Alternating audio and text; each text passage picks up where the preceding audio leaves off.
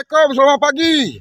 Hari Abang Rashid kerja kat kebun Sebelum tu siapa terjumpa video ni tolong like lah Tolong like, tolong subscribe sekali tolong sama-sama sahabat kita ni. Okey, Abang Rashid nak browning. Nak browning Nak browning ni. Ni kan nak buang tunas-tunas ni. Nak buang tunas-tunas pokok apa? Pokok manggis, pokok durian, tunas-tunas dia kena buang. Kalau tidak, dia makan baja. Dia makan baja semua. Jadi nak kena buang mana ni. Semua ni nak kena buang. Tunas ni. Ni semua banyak-banyak tunas dia. Semua nak kena buang.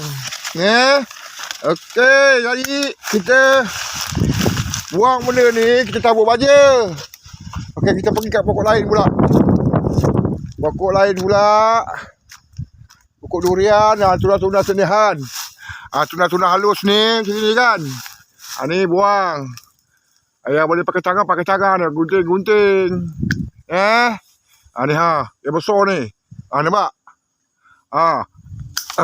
Kau. Dia lihat, yang besar dia lihat.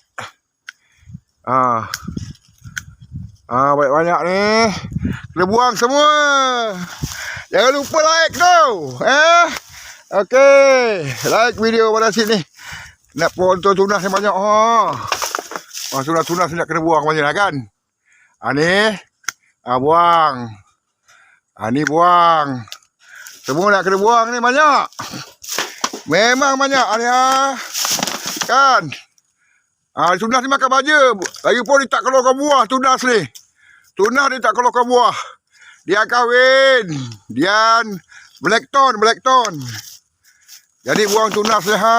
Ni nak kena buang dia makan baja ni. Dia anak-anak makan baja je.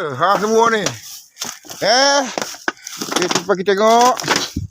Belah sini pula. Ni banyak nampak. Nampak ni.